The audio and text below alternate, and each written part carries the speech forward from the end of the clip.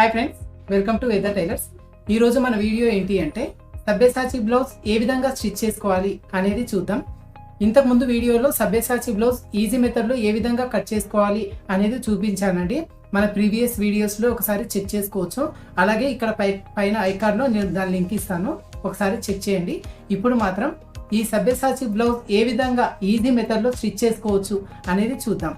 ఈ వీడియోని మీరు ఫస్ట్ టైం చూస్తున్నట్లయితే వెదర్ టైలర్స్ ఛానల్ని సబ్స్క్రైబ్ చేసుకోండి. అలాగే ఈ వీడియో నచ్చితే లైక్ చేయండి, షేర్ చేయండి. ఇప్పుడు మనం ఈ స్టిచ్చింగ్ ప్రాసెస్ ఏంటి అనేది చూద్దాం.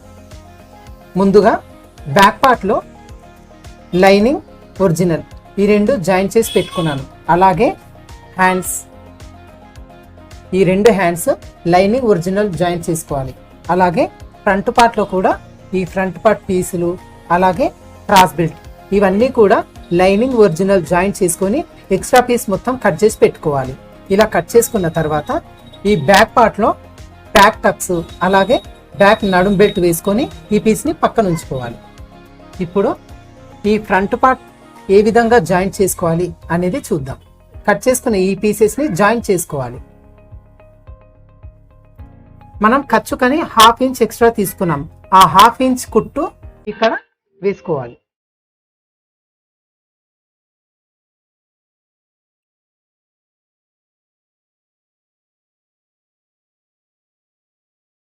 ఇలా కుట్టు వేసుకున్న తర్వాత పైనుంచి ఇంకొక కుట్టు వేసుకోవాలి.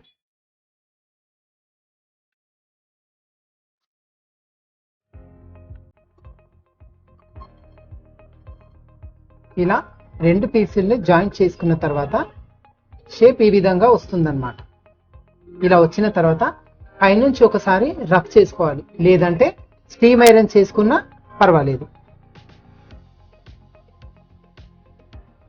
ఇలా రఫ్ చేసుకున్న తర్వాత దీనికి క్రాస్ బెల్ట్ అటాచ్ చేసుకోవాలి. ఈ పై వైపున ఒరిజినల్, పై వైపున ఒరిజినల్ పెట్టాలి. అలాగే ఈ లైనింగ్ పై వైపున లైనింగ్. ఈ విధంగా 1/2 ఇంచ్ ఖర్చు ఉండేలా ఈ క్రాస్ బెల్ట్ జాయింట్ చేసుకోవాలి.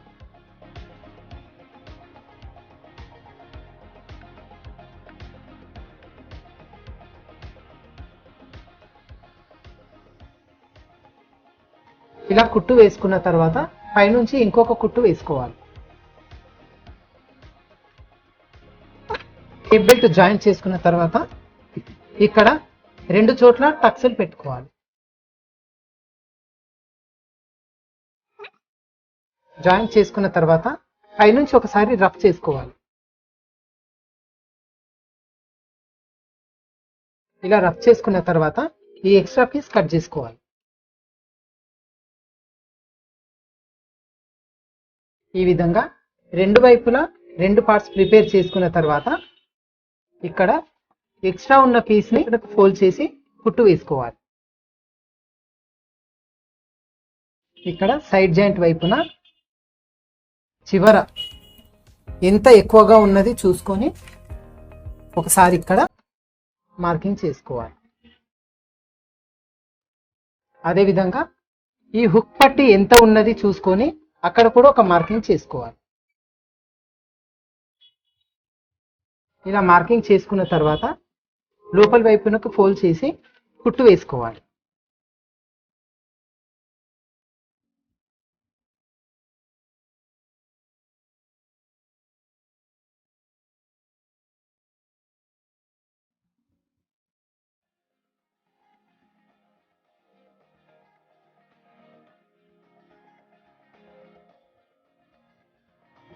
ఇదే విధంగా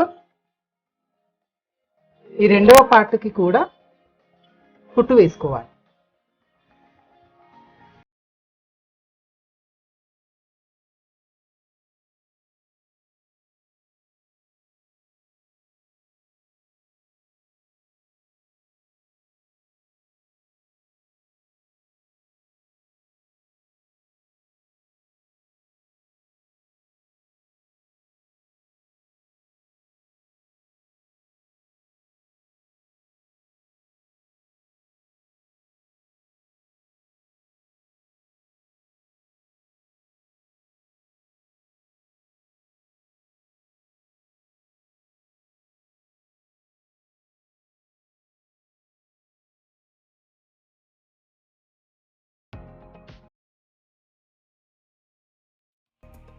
ఇలా షోల్డర్ జాయిన్ చేసుకున్న తర్వాత హ్యాండ్స్ వేసుకోవాలి.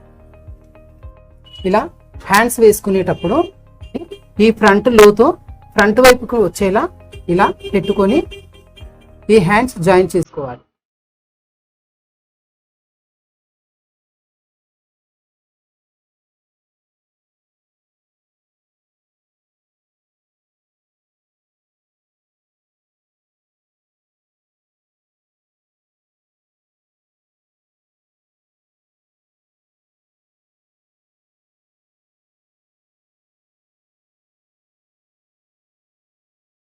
ఈ విధంగా హ్యాండ్స్ జాయిన్ చేసుకున్న తర్వాత దీనికి పైపింగ్ వేసుకోవాలి.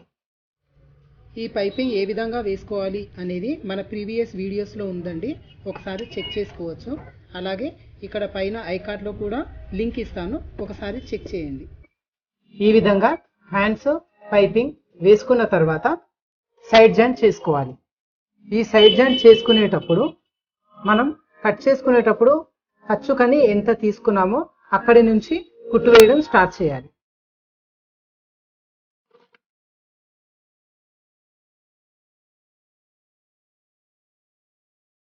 రెండవ వైపున కూడా కుట్టు వేసుకోవాలి.